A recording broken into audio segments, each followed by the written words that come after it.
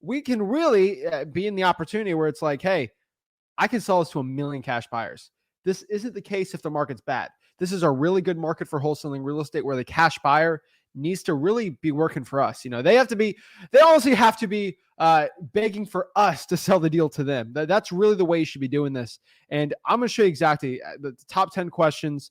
There's live video, so I answer everything for you guys live, all the questions you have. I'm ready to go. I'm really excited. I'm excited to share and excited to go after it. So guys, the most important thing you have to be watching. I know some people always come in late. So if you come in late, you lost this. And if you're watching the replay, you're lucky you're at this point here. But this is something that we have preached here on the real estate, like just on Wholesaling Houses for Real Facebook group, on both of our YouTube channels, on everything. We've preached this since day one. And this is this acronym. So the question 1 through 5, these are the first 5 questions you have to ask your cash buyer. This is what you're going to ask. And this is really easy for you to remember. This is an acronym. I love acronyms. If you guys know this, I'm an acronym fiend. So I always love just listening and talking to people and then thinking what I'm going to say with acronyms. So questions 1 through 5, you have to ask your motivated seller is PASAR. Let me say this one more time. PASAR. So if you're talking to a cash buyer, a motivated cash buyer, I might have said motivated seller by accident, sorry, but PASAR is what we're going to have to. So write this down, especially when you're talking to a motivated cash buyer, is you have to make sure that they're a really good cash buyer. They have to pass the PASAR. So I've tried the monograms on it. PASAR is the best one that I use to remember it. Rick's taught this like forever. But guys, you got to remember PASAR.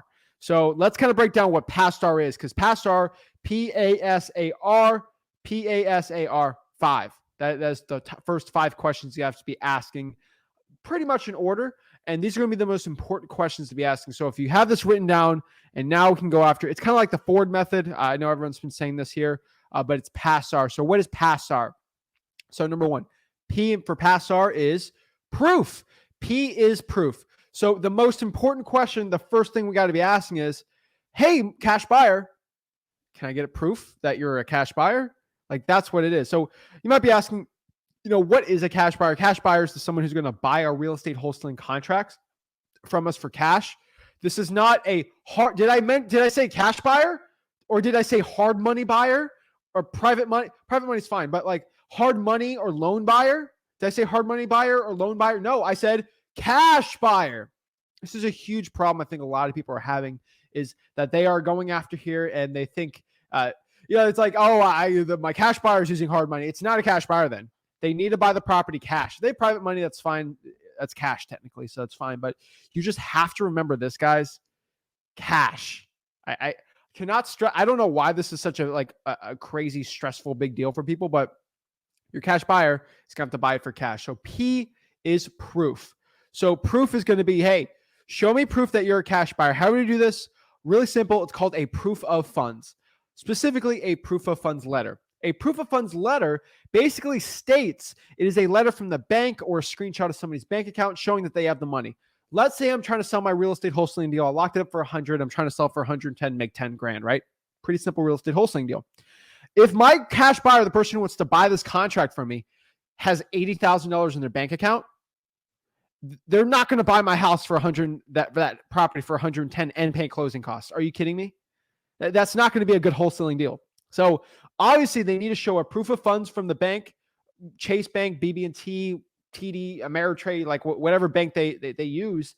And they have to go prove that they actually have the money in their bank account. I don't care that you say you have the money in your bank account. Go show proof. It's like me. I'm 22 years old.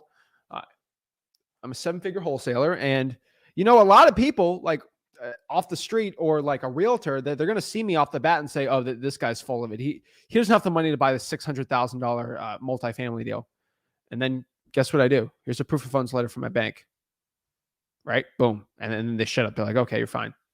That is like more important than age. It's like money in the bank account. What kind of cash you got, right? So proof is going to be one of the most important things we're going to be asking. I need proof from the cash buyer that you can actually buy it. Proof of funds, get a screenshot of their bank account or an actual proof of funds letter. This is a really important thing that a lot of real estate wholesalers starting out have a problem with. And you'll get a proof of funds letter, but it'll say, oh, this is, let's use me, for example. I'm a fraudulent cash buyer, right? I'll give you a letter saying, oh, I'm a cash buyer. It says, Zach is approved for up to $400,000 for a line of credit from Johnson C. Lending. That is not a proof of funds letter, okay? I need a letter from a bank account, not from a hard money lender, okay? This is a big thing a lot of people have a problem starting out, is they'll get a letter like that saying, oh, hard money lender is, Zach Ginn's approved for $300,000 line of credit to buy a house. That's no, because then you have inspectors coming through. You're going to ruin the deal. So you need to get a cash proof of funds for cash. You guys might get annoyed at this, but like I'm going to be saying this as slow and detailed as possible because there's so many new people that get destroyed in wholesaling real estate because they don't get this and they like, oh, and I get this all the time. I get these on the Thursday calls like, Zach, this deal fell apart. I don't know what possibly happened. And I'm like, well, let's break it down. Oh yeah, the cash buyer's hard money person got denied and we lost the deal. I'm like, why would you let someone with hard money try to buy your deal? Right? Like this is the issues we're seeing in wholesaling real estate, right? That these cash buyers are not cash buyers. They're hard money lenders. This is a huge problem we see in this industry. So just be careful with that. Next here is authority. So PASAR, PASAR, authority. What is authority? The person you're talking to, make sure they actually have the authority to make the decision to buy or sell a property. I see a lot of cash buyers that were the flipping organizations where the person you're talking to, the cash buyer, actually has to get approved from their boss or something. Make sure this person you're talking to actually has the authority to go be buying these houses and actually making decisions to sell it or not. I see a lot of problems where someone's cash buyer, maybe it's a realtor, and they have to go inspect it, the realtor inspect it, and then the actual cash buyer comes through and inspect it. No, I need the authority person to go walk through the house and give me their proof of funds letter. You have to make sure you're talking to someone who can actually make the decision. Like wholesaling real estate, we're not going to go sign a contract with somebody who doesn't actually have the decision. So if a mom and dad want to sell the house, they're motivated sellers, I'm not going to let the 16-year-old son go and negotiate with him, right? Go with the authority person, right? It's going to be really important. You don't want to waste your time. You're building relationships with your cash buyers. You got to make sure it is with the right person. I cannot say this enough. You need to make sure you're selling it to people who have cash. Hard money is different. If this is a different type of deal, sure. But I'm telling you, most of the time we're talking about, when I do a video about cash buyers, they're different than hard money buyers. I think it's a big shock for a lot of people, but I don't know. Next here is speed. So PASAR, PASAR, said P is proof, A is authority, S is speed. How fast can they close on the deal? How fast are they willing to go to a property, look at it? How fast do they need to make a decision? PASAR, S, speed. How much time does it take for them to close? It's pretty important because if it's going to take them 3 months to go close on one deal, it's probably not a good cash buyer.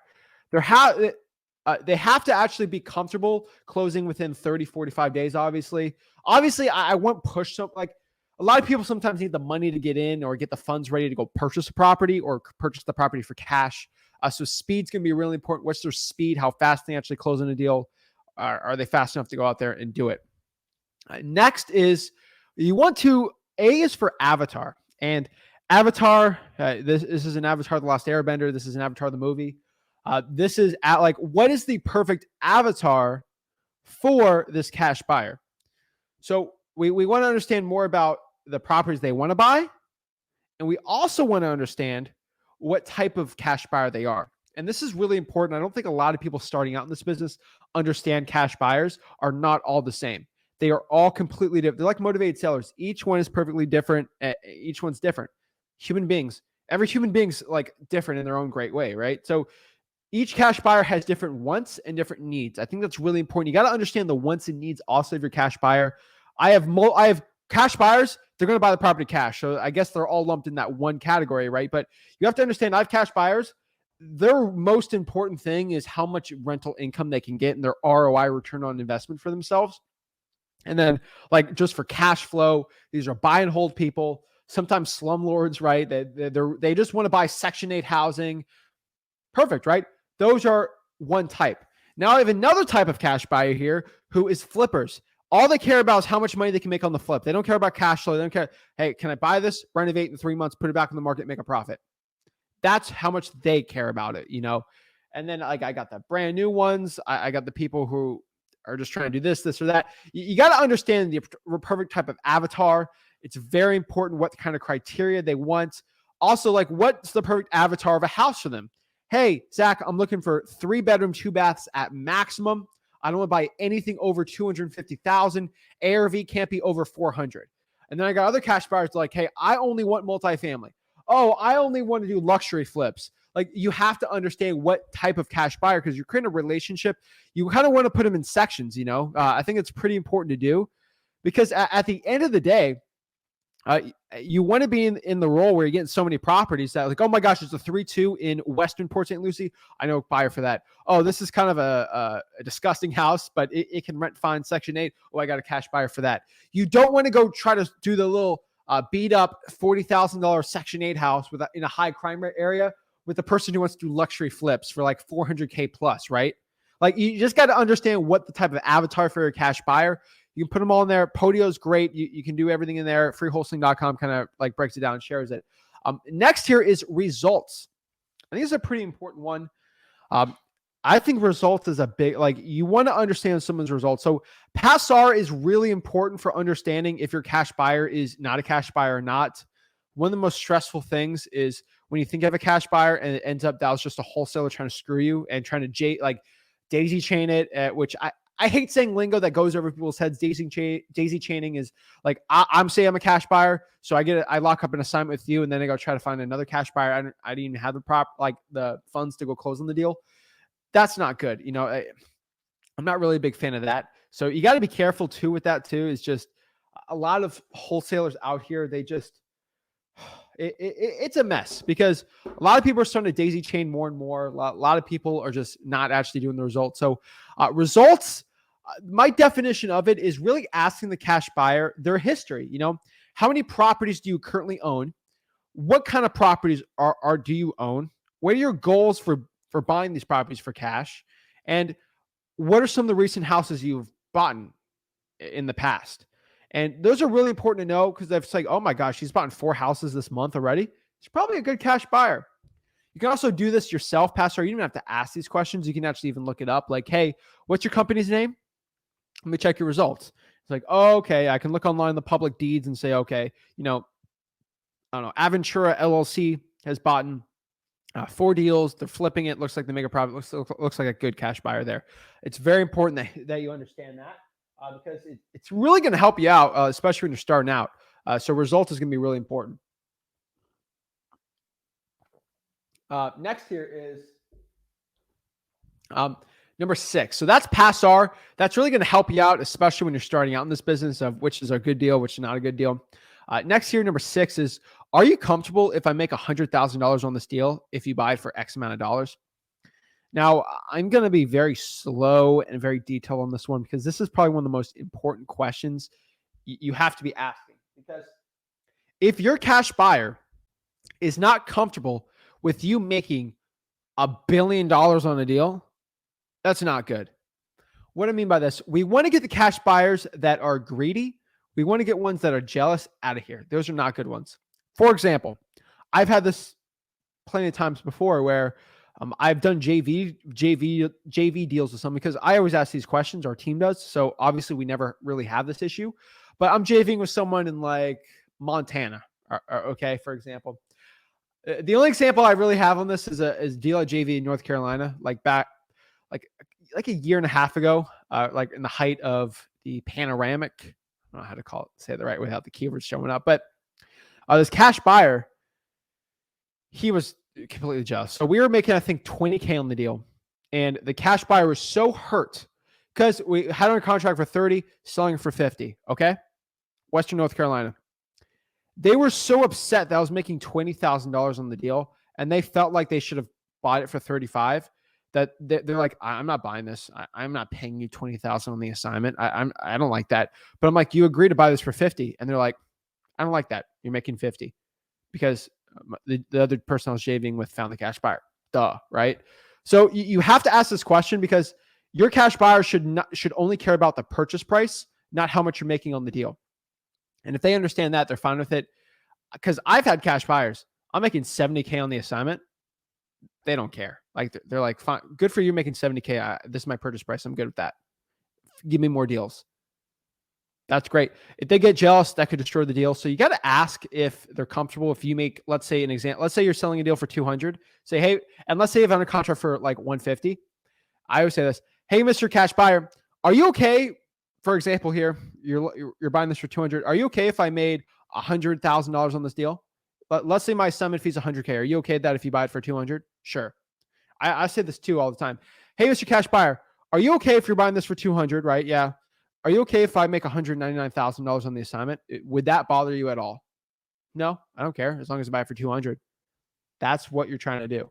If they say I have a problem if you're making over $10,000 on an assignment here, next one, right? Like we don't want to deal with that. So I think it's pretty important we understand that, so we know what's the right type of cash buyer for us.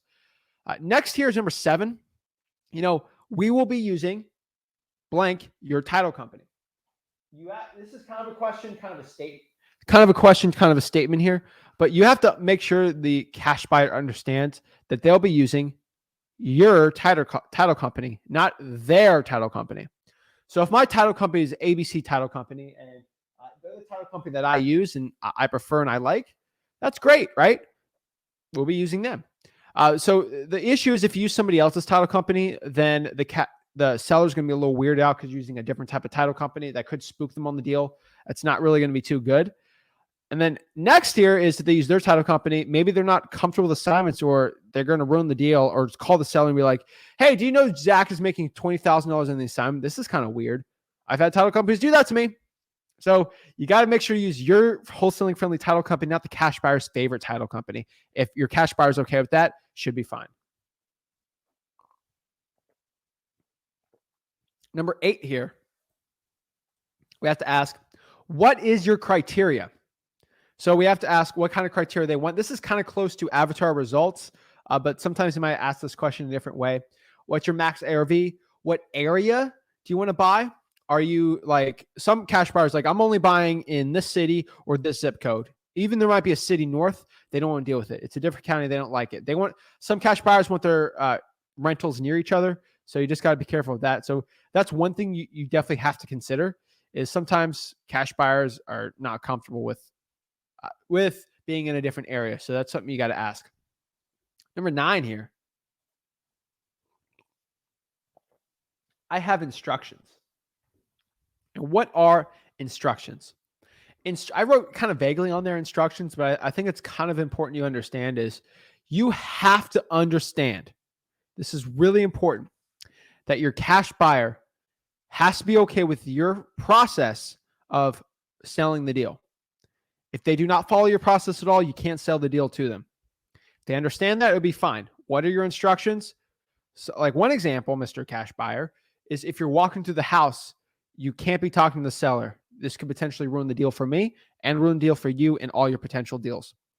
Some of my other instructions are, I require a $5,000 or $3,000 non-refundable deposit on my deals.